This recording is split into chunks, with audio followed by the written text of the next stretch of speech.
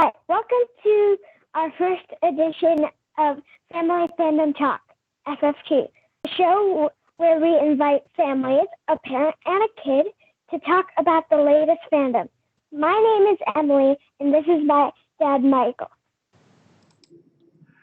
Hi there, I'm Michael, as she said. This is Emily, and Family Fandom Talk.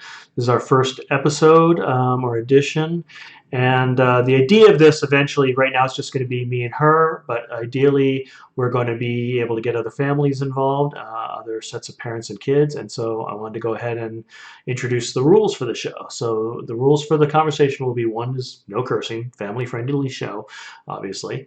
We're going to try to keep it as pairs of parents and kids, so it can be like a mom or a dad or whatever, but both the parent and the kid need to be fans of the stuff that we're talking about. And what are we talking about? We're talking about stuff that is quote unquote fandom. So we're talking about like Star Wars, Star Trek, superheroes, Marvel, DC. We're talking about television, books, comics, any of that kind of stuff, whatever is interesting for us to talk about. And then the kids just need to be old enough to be able to have a conversation like this, to be able to like pay attention enough and be focused enough to have a conversation. So like maybe a younger sibling or a young kid probably wouldn't work, but as long as as long as your kid can hold a conversation like this, you guys are going to be welcome. And then the big rule is that all opinions are valid. We're not going to talk each other down. I'll be the moderator for that. No one will be told that they're wrong. If there's something factual that you know the facts on and you can correct a fact, that's allowed. But anything that someone says that's an opinion is completely valid. So we just want to make sure of that. So we're going to try to divide this up into two segments, the news and then reviews. So let's go ahead and get started with our first news segment.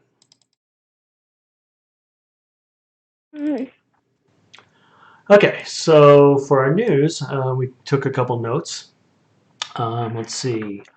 First set of notes is about the show Supergirl on CW, which I know both of us watch together. We watch all the CW shows together. We watch all the Disney Plus shows together. We watch a lot of this stuff together, as a lot of parents and kids are these days. A lot of parents and kids have found some new common ground with each other. We tend to trade off. So like if she watches all the superhero stuff with me, I watch all the Disney princesses stuff with her. So with Supergirl, there's been some casting news. The final season is coming up pretty soon. Right now, we've been watching Superman and Lois on the CW, but because of what's happening to a lot of shows, which is that if someone comes down with a case of COVID or someone gets a positive test, the show has to shut down for a couple weeks. So a lot of shows are airing and then they're stopping because there was a break because of a couple weeks for COVID, and then they come back. So that happened to Superman and Lois. So because that happened to Superman and Lois, I think there's only one new episode for the first run, and then they had to take a break. So what CW did is, because they already had a bunch of episodes of Supergirl all ready to go, Supergirl is going to take the spot on Tuesdays that Superman and Lois is in now. And then so Supergirl is going to show the episodes that they had, then take a break, and then Superman and Lois will come back, show the rest of the episodes that they have, and then Supergirl will come back and finish up what we now know is their final season. Which is kind of a bummer, because I know you really like that show, right? Yeah. So some of the casting news is there's been three things that have been coming out. One actress has been cast as a young Cat Grant, and that's a character you're probably not even going to remember, because Cat Grant was only in the first season and appeared a couple times, I think appeared once at the end of the second season. She originally was a main character. She was the person who owned the media company that Kara worked for, and that eventually James Olsen took over. But that actress didn't want to make the move with the show between first and second season. The show moved from filming in Los Angeles to moving in Canada with the rest of the CW shows. And that's when it moved from CBS to CW, and part of that deal for it to join the rest of the CW shows was for it to move to Canada with the rest of the CW shows, because that keeps their costs down, and that actress didn't want to move with them, so they wrote out the character and had her leave. I think she went to become the press secretary for the president. But in the final season here, they're going to have an actress playing the younger version of Cat Grant, who's going to come back for 2 episodes that are going to be some flashbacks about how young Cat Grant became the media mogul that she became. So that should be interesting. And then Go ahead. I was going to say that I sort of remember Cat Grant. And I sort of remember her leaving. Okay.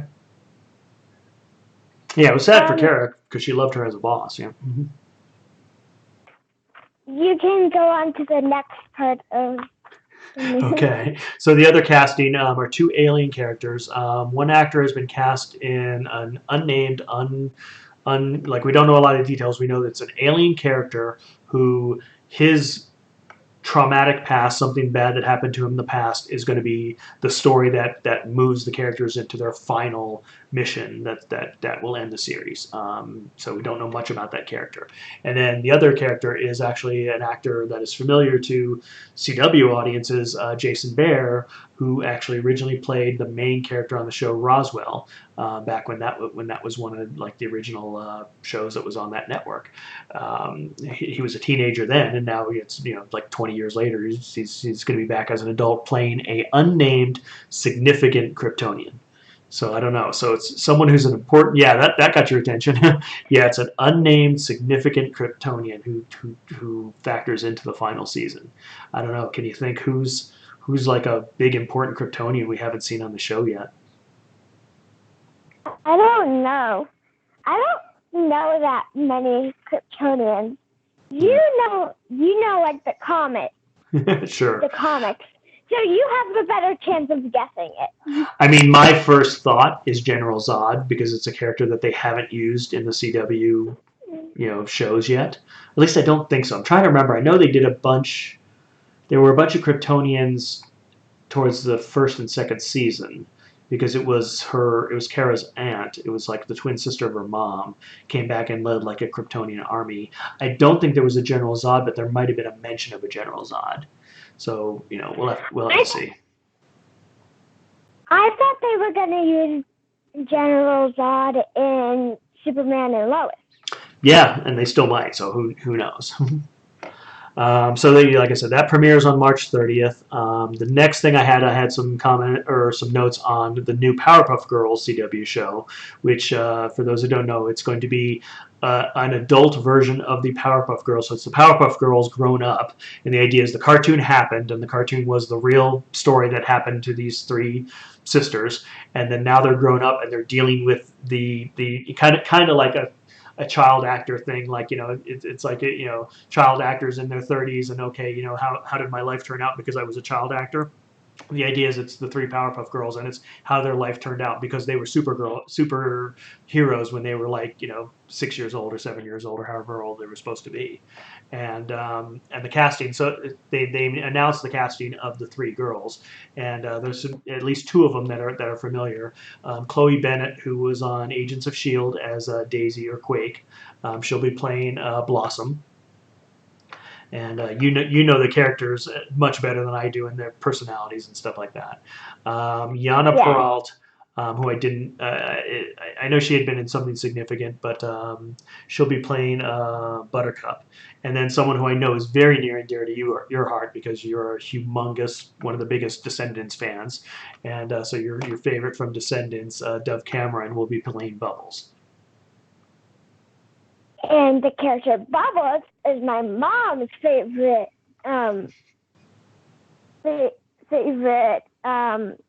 Powerpuff Girl. Why is she your mom's favorite? Hmm? Do you know why she's your mom's favorite? I don't know. I think mom told me that Bubbles is her favorite because she's sweet and kind. Like her. So how do you think that works in terms of Dove Cameron playing her? I don't know, but I have the similarity of blonde hair. They have the similarity of blonde hair. Okay, well that'll help. And our next news was about Black Widow. The Black Widow movie, which is supposed to come out right now, it's still currently scheduled for May 7th, but there's still all this question about whether the movie theaters will be open or not. The New York and Los Angeles movie theaters just opened this week, and basically people sold out stuff. But the CEO of Disney has said, in terms of people have been waiting to hear, it's like, okay, is it still definitely coming out in the theaters? Is it going to come out on Disney Plus at the same time? Is it going to be a $30 Disney Plus premium access? And what he basically said is they will probably make that decision like at the very last minute. It may be until like early May, which we still have a month and a half to, but it may be early May before we hear for sure whether Black Widow comes out or not. I mean, I think at a certain point they have to release this movie. I mean, this movie has been made and done and in the can for over a year now. And the way Marvel has their Disney Plus TV shows and their movies, it's so interconnected. At a certain point, you think they probably have to come out with it because there's stuff waiting on it. I know, like Loki, they pushed it back. Like Loki, like right now we had WandaVision, and then now we've started Falcon and Winter Soldier, and then Loki should have started right after. They're pushing back Loki, so Loki doesn't start for like 6 weeks after Winter Soldier because they wanted to give May, to Black Widow and basically leave that time for that. And you would think the Falcon and Winter Soldier show probably ties into Black Widow. There's probably some storyline in there that teases and goes into Black Widow. So at a certain point, they have to release this thing because there's other shows and movies. I mean, the Shang-Chi movie is scheduled for the summer. If they push back Black Widow, they'd have to push back Shang-Chi, which would then have to push back Eternals, which then, and then there's Spider-Man coming. I mean, there's all this Marvel interconnected stuff. I mean, they got to release this movie at some point. And we've been waiting for it so long. It's like dominoes. Yeah, exactly. It's like dominoes. I know you love Black Widow, and you've been wanting to see this movie for a year and a half now. Yeah. Any thoughts or feelings about that?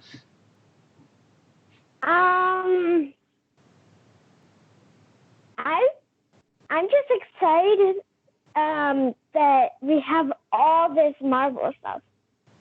Like, what would happen if we didn't have Marvel? What would we do without the MCU? Yeah. And then the last bit of news that I have is actually concerns two different fandoms. So it crosses between Disney and Star Wars, which of course Disney owns. Disney owns everything. But the actor who played Aladdin in the live-action Aladdin movie, which we just rewatched this week, Mina Massoud. He put up a Twitter post. There'd been some fan casting that a lot of fans had suggested that he would be perfect for the older adult version of Ezra Bridger, who had been the main character kind of the show Rebels, or one of the main characters of the show Star Wars Rebels. He was a young Jedi in training, a young person who had the Force and was training as a Jedi within the Rebels show, all kind of prior to Star Wars 4, Episode 4, A New Hope. But that at the very end of the Rebels show, it ends with him getting taken away to another galaxy or another universe, or traveling very far away with the main villain. And so people have been speculating about when he might come back. That there's so many shows now set in the post original trilogy world, the post rebellion world, after defeating the Empire, that does Ezra Bridger come back at some point? And people were expecting a sequel to Rebels or something, which may still happen. But the show that we do know that is happening is Ahsoka. Is getting a live-action show spinning off from The Mandalorian, and people have been speculating now that would be the perfect place, because she does, when Ahsoka appears in The Mandalorian, she referred to looking for the villain who had disappeared with Ezra Bridger at the end of Rebels, and so the suggestion is that that the Ahsoka show may involve her looking for the villain, but also mainly that she's looking for Ezra Bridger, and so Ezra Bridger may come back then, and people had been suggesting Mina Massoud would be perfect. Well, he put up a Twitter post that had him looking very buff and muscly and everything, and then used a quote in the Twitter post that I guess we never watched all the way through Rebels, so I'm not as familiar with direct quotes from the show, but it was the comment or the quote in his Twitter post was a direct quote from Ezra Bridger from the Star Wars Rebels show, which leads people to believe that, oh, he's getting ready, he's going to be Ezra Bridger in Ahsoka, which may happen. So yeah, we've watched through some of the Star Wars stuff. I mean, we definitely watched The Mandalorian avidly. I mean, that's Yeah. from the very first episode, obviously, you fell in love with Baby Yoda. I'll be right back. Okay. Okay, I was wondering what you were going to do. Where were you just agreed to? Yeah, okay, showing how much you love Baby Yoda. That works. Yeah. Cute. Yes, this is coming from Emily's room and from my room. Sometimes we may be on this together. Sometimes we may be in separate rooms. Sometimes she may be at her mom's. We'll again have to see how it goes. And like I said, initially it's the two of us, because it's our idea. We came up with it, but we do ideally want to get other kids and parents involved. So there will be ways for you to communicate with us. Yeah. Actually, you came up with it. Yeah, and I pitched it to you, and you liked the idea. Well, originally you had the idea of wanting to do a YouTube channel, and I kind of thought, it's like, okay, you're 10 years old. I wasn't entirely ready for the idea of you having your own YouTube channel, so I thought, what is something we could do together? And I thought a lot about that and looked around to see if anyone was doing something like this. And I know you and I do these kind of conversations, after every show, because we watch all the Disney stuff, we watch all the Marvel stuff, we watch the CW shows, and we always do this kind of talk, around it. So I thought this would be a great thing for us to do together. And then ideally get more families involved. I mean, I know we're going to talk to probably some of your friends and their parents, who I know where I've had conversations with the parents, and I know that they're into this kind of stuff. And that's really the main thing. But then also, if people are interested, I mean, we're going to have presence online. We definitely have YouTube at FamilyFandomTalk.com, where people can email us, so we will be looking for people to join us. Like I said, in the rules, it's, the idea is one parent and one kid who can join the conversation. You can be on the same camera together. You can be on separate cameras. She's using her device right now. I'm using a computer. So the sky's the limit, the idea for this show. So let's see. So that took care of our news. So now we're going to move into our main segment, which is the talk, the Family Fandom Talk.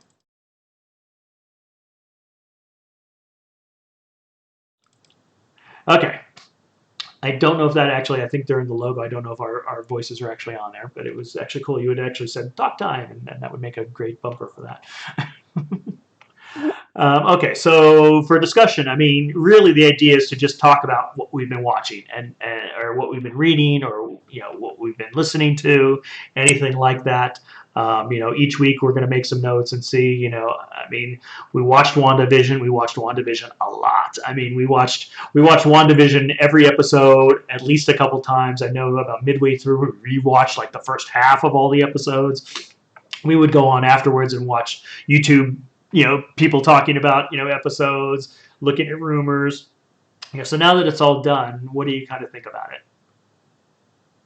I definitely enjoyed it.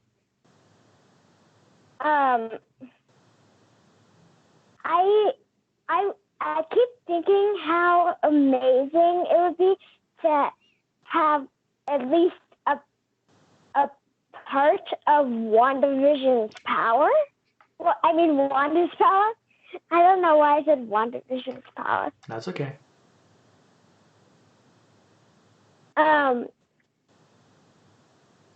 This is definitely a thing a kid would say. I would clean my room very fast with it. That's how, if you had Wanda's power, that's what you would do, is clean your room? Yeah. Nice. Yeah, as we're looking at your room, yeah. as the dad in me is tempted to say, make your bed. What else did you like about the show? I liked how it was mysterious and it didn't give us straight answers. It went back to them. There were 2 episodes where it was explaining what was happening. For them, I think we should say this at the beginning of the episode. Spoiler alert. Yes, definitely. We should probably add that to the intro. Yeah, is we will talk about stuff, or definitely put it at the beginning of the talk segment. Is that this is spoilers? If you haven't watched WandaVision, or any of the stuff that we're going to talk about, spoilers. Yeah. I forgot which exact episode it was. I think it was the third episode. It was an entire episode where they were just explaining what was outside of the hex. Oh yeah, I think it was the fourth. I think the first three were all the sitcoms, and then I think the fourth was when we, for the first time, go outside of the hex and see the real world, the real MCU world. But sorry, go ahead. Yeah. And at the end of the fourth episode is like the first time we see like something new for like what's happening inside the hex. There's like a little clip at the end of the episode. Mm-hmm. I think my favorite episode by far is probably the last episode. Good. I love all of the outfits from throughout the season. My favorite outfit has probably got to be the Scarlet Witch outfit. Where she's like taking in all her magic, I think. And then we get like the tiara thing and the dress.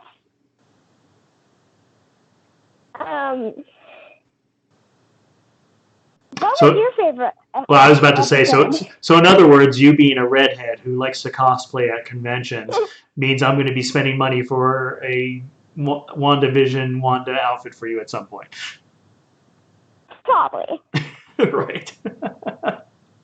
Okay. I mean, I loved it all. I thought it was great. I mean, I thought, they told exactly the story they wanted to tell. It was such an interesting story to mix all the television genres. I know, like, during the whole first couple episodes, there were so many people who were saying, "Oh, this is just not my thing because I'm not into the sitcom stuff." But I knew there was going to be a point to all of that, and there was going to be a meaning to all of that. And I actually loved it because I was familiar with all of those eras. I mean, the 50s, 60s stuff, a lot of that was a little bit before my time, but a lot of it was still in repeats. Like even Dick Van Dyke Show, when I was a kid, black and white Dick Van Dyke Show was still in repeats, and I watched it, a little bit as a kid. Bewitched, I watched as a kid, both in the black and white and the color period. Brady Bunch, I totally grew up on. That's totally my era. And then the 80s, I was a teenager, so yeah, that's definitely, it was my era. Although the kiddie shows, the family shows were a little bit young for me, but I still watched them, Full House and all that kind of stuff. I did, totally watched that stuff. And then 90s, we start to get to like Malcolm in the Middle. I didn't watch that, but I was familiar with it. And then we watched Modern Family together. So all those sitcoms eras worked for me. And the big thing I had a problem with online was, I was, and people commented online, I was saying like, I just want to know what this means or why is this happening. And people online were saying, well, don't worry about it. It's just the story. You just take it as the thing. I'm like, no. I do trust the Marvel storytellers and I trust the MCU. There's going to be a reason for this, and then finally they did. In the episode they gave us all of Wanda's backstory. We saw where this comes from. Because I was thinking the entire time, I was like, okay, all these sitcoms all the way going back to the 50s. Why would a girl who grew up in the 90s in Sokovia, know about the Dick Van Dyke Show? And then, thank you, Marvel. You fulfilled my faith in you. Second episode. Yeah, you made everything make perfect sense as to exactly why this would be in her subconscious and why when she creates her entire perfect reality for herself, why it used all these sitcom backdrops. I just thought that was wonderful. And then they had it make perfect sense and make it deeper on her character. So I thought that was great. And I thought the final battle scenes were great. I loved that the two visions fighting each other, that the solution was not fighting, the solution was thinking, the solution was a conversation, was, the Hex vision, convincing the White vision, why he should think about what he's doing, and want to know more. And I love the phrase he used that, I require elaboration. When the White vision said that was his way of, wanting to have more input, more data, more information. I require elaboration. I'm going to use that in meetings at work from now on. when someone's talking about something, I want more details. I require elaboration. But I loved it. I thought it was great, and I love how it's going to tie into the next Doctor Strange movie. It might tie into other movies for all we know. I mean, that was probably my only thing is I would have loved Doctor Strange showing up at the end, but they told the story exactly that they wanted to tell, and I mean, I think they told it perfectly. And it was a great thing that we enjoyed together, and I think that was a good thing. I think having the sitcoms there as the first 3 episodes of Marvel's first official Disney Plus show. I think a lot of families, I think in relation to what we were talking about here, I think a lot of families got to watch that together. Like I think it was pretty nicely rated. Like, there really weren't any curse words in it. I think it was pretty family friendly, especially the sitcom episodes. I've seen stuff with people talking that even younger kids could enjoy the goofy sitcom stuff. But then even younger kids have been watching Marvel movies. I mean, how many times have we seen kids even younger than you at Halloween, and even not even at Halloween, like wearing MCU superhero costumes. Like kids younger than you know the MCU, and this was a great show that parents and kids could watch together. I know it really was a great thing for us. Like it became like our ritual. That Fridays, the first time we saw each other, after school or whatever, we had to watch that episode of Wandavision on Friday. Yeah. Let's turn now to the newest Disney release, which we watched, Raya and the Last Dragon. I'm pretty sure it's Raya, but okay. Raya. Did I say Raya? Raya? Yeah, I think I've been getting it wrong. Raya. I said Raya. Raya. Sorry. Go ahead. So you talk about Raya. Raya? Raya. Raya. You talk about Raya. I would like to know what you think about it. And, we've only watched it once, and I assume you're probably going to watch it more than once. But what are your thoughts after the first viewing? I thought it was pretty great. I love the concept of like fantasy and like magic. Like that's my specialty. Fantasy I don't know. But I liked that that there were like dragons and magic. And you said that that you like they brought a whole new kind of dragon to the world, like a goofy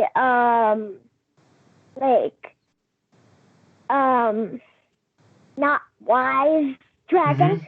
Because usually you think of dragons as wise and old and like all knowing, but Sisu she brought a whole new meaning to dragons.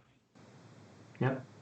Yeah, that is what I liked about it. That it was supposed to be a younger dragon who, as she describes it, that she was like the when you're doing a school project together and you have the kid who just takes the A for being part of the group but didn't really contribute. That she was that person. That from her perspective. Yeah.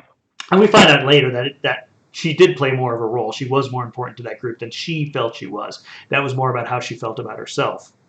But I liked casting that actress who's a comedian, Awkwafina. She's a stand-up comic, and casting her as the dragon, I felt like gave it a more modern feeling. That kind of almost different than the rest of the world, because the rest of the world is kind of more serious and, like you said, fantasy elements and stuff. And then you add in this comedian who kind of adds a whole new sensibility to it. And I just thought it was a great original character there.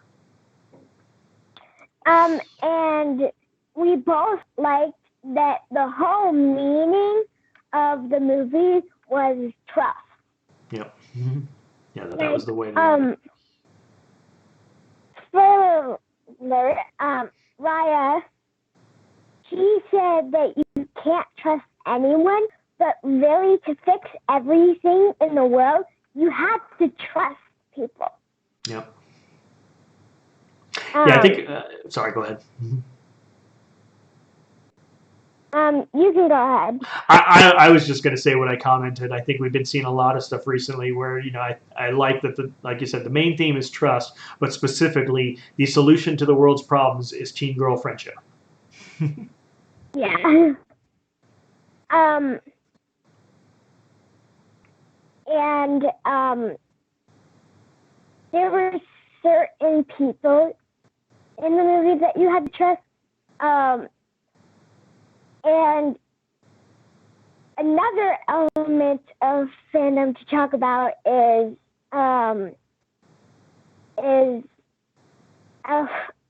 I forgot her name, but Raya's best friend. Okay. Yeah, the person who threw most of it as a villain, but turns out to be a good friend. Yeah, she was definitely a dragon fangirl. Mm-hmm. She loved Sisu. Yep. And that's what made her trust Sisu and Raya. And Raya had to realize that the world isn't broken. These are Sisu's words. Maybe the world's broken because you're not trusting anybody. Yep. And again, I just love the sci-fi and fantasy like that. Those are my favorite types of books. Do you want to move on to our next piece of? We can. I was going to ask you when you say, sci-fi fantasy are your favorite types of books. What books in that genre do you like?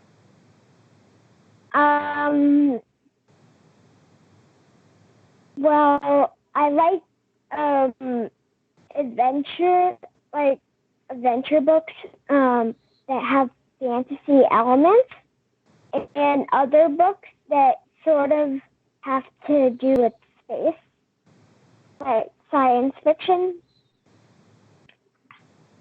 Like one of my favorite books is Ever After High, that series. I was sad when I got to the third book and the series was ending, but there's a whole other series that has to do with Ever After High. Oh, okay, so there's a continuation outside of the trilogy. Yeah. Good. Well, that's great. Oh, go ahead. Ever After High is like there's even a TV show too on Netflix. It's about the aftermath of like all the original fairy tales, like Snow White and the Seven Dwarfs, and also Rapunzel and like Beauty and the Beast and stuff like that. It's the children of the characters from those books and stories at high school. Oh, okay, that's cool. That's definitely something maybe we can talk about at some point. Maybe take a look at them with you and be able to discuss it. Let's see. Do we want to do Justice League? I don't think we even really want to do Justice League. I think I'd rather move on to Falcon and Winter Soldier since we just watched that this morning. Okay. Is it telling you you're running out of battery? Give me a second. Yeah, it just told me while I was talking. Okay. Now I'm plugged in. Excellent. Okay. Okay, so on to Falcon and Winter Soldier. Yep, we just watched that this morning. Do you want to start? Okay. I mean, it's definitely a different type of show than WandaVision, which is great. I mean, that's kind of what you want. Is MCU's been great about that, about having different types of genres. And I mean, this is more of a like WandaVision is definitely a jumping off kind of from the Avengers movies, more so than anything else individually. Whereas Falcon and Winter Soldier is definitely feels like an extension of the world, or the kind of feeling of the Captain America, the Winter Soldier specifically. Because Captain America Civil War kind of was a continuation of Winter Soldier. I mean, it continued on the story elements, but really it was an Avengers movie. It was the training ground for the Russo brothers. They directed that one, and that kind of was their training ground. For doing an Avengers, for doing Infinity War and Endgame. Whereas Falcon and Winter Soldier is more a straight espionage, spies, war, soldiers, that kind of stuff. More of a Captain America's type world and more of a military type world than a superhero type world. And this definitely reflects that. I mean, that's there's not obviously going to be the jokey elements of WandaVision, the humor of WandaVision. I'm probably going to bring this up for everything because of this being a family thing and me talking to parents and stuff. There are a couple curse words. I mean, it's definitely it's PG-13. I would say not PG, but definitely not R. That's kind of why I want to skip Justice League at this point, because Justice League, the Snyder version, it's definitely R. And I mean, I think if I had known how R it was going to be, and this happens sometimes, and sometimes as a parent you have to make these choices, I probably would not have had you watch it, knowing that, before the fact. But Falcon and the Winter Soldier, definitely more along the lines of the rest of the MCU.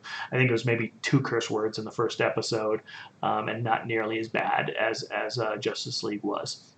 But I mean, right now we're still teasing. I mean, it was interesting how they kind of split the story. How Sam and Bucky have completely different, separate stories right now. At some point they'll converge. I don't know. Why don't you take over for a bit? I don't know what to talk about Falcon and Winter Soldier right now. What did you think about the fact that Sam did not become Captain America or keep the shield? I'm a little worried. I think we both agreed that at some point he'll end up stealing it from, definite spoiler alert, Yeah. from for the people who haven't new watched it because it Captain just came out America. today. Sorry, say that again. From the new, end up stealing the shield back from the new Captain America. Yeah. I forgot what his name is. Well, they haven't said it. I mean, I know it because I know the comics, but I mean, they haven't said it. I mean, the character is going to be John Walker, who in similar storyline. So in the comics, he did become Captain America for a time when Steve Rogers had actually quit, and they gave the shield to him, and he became the new official government-sanctioned Captain America. And then later, when Steve Rogers took the shield back, he actually, I think he became either U.S. Patriot or Super Patriot or something like that, I think. Which may still happen after all this is done. I mean, he may become a permanent character now in the Marvel Universe, may become a villain, may become another hero. We don't know. We don't know anything about the character in this show yet. I mean, we've only seen him like walk out to the podium, so we don't know anything about what this character is going to be like.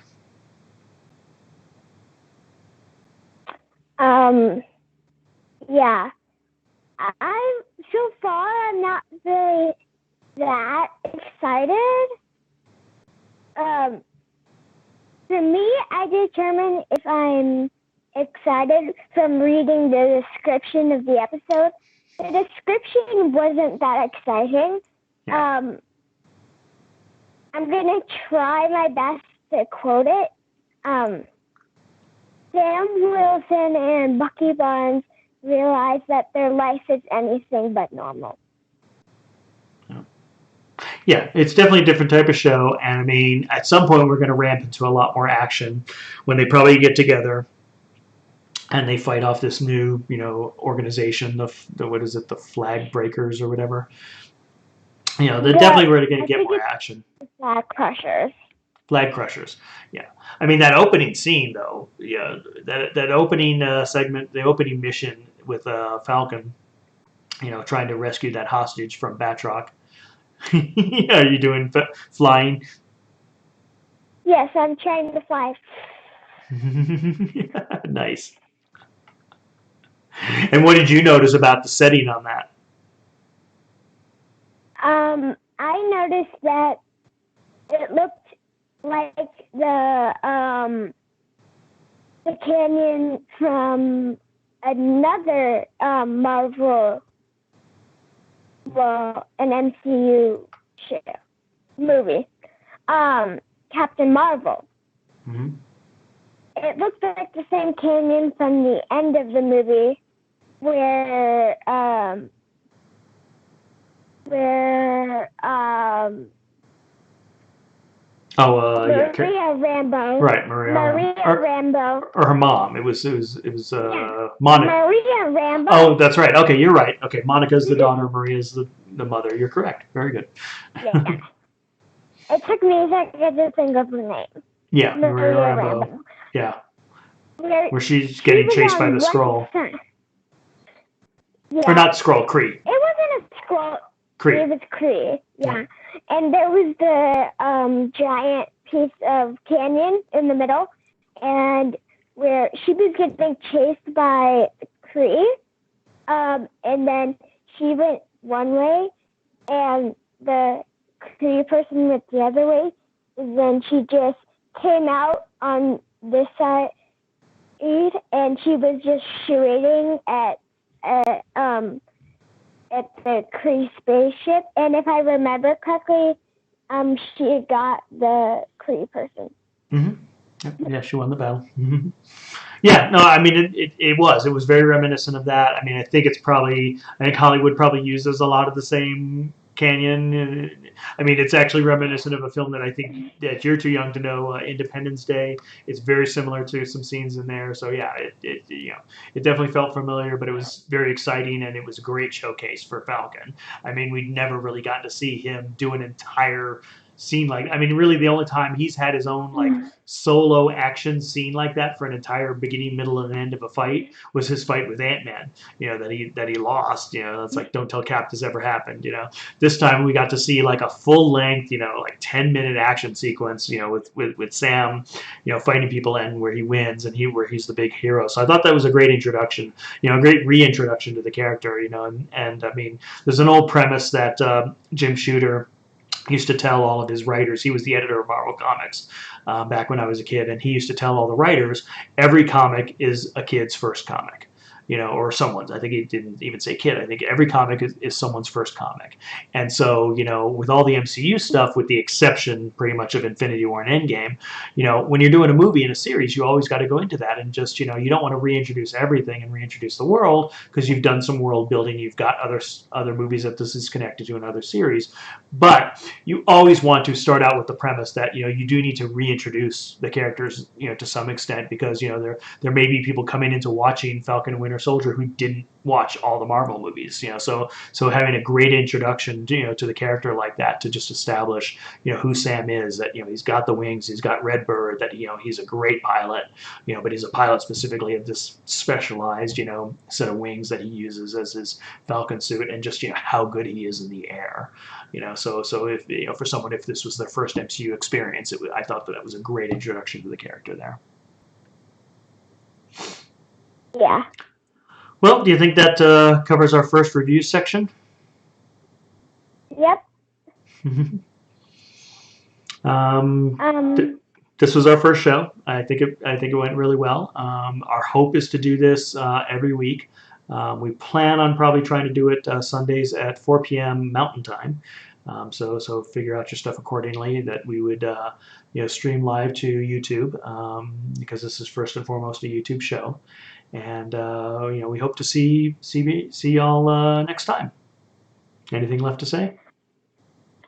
Bye, and leave a like and subscribe. Nice. Well, thanks everyone.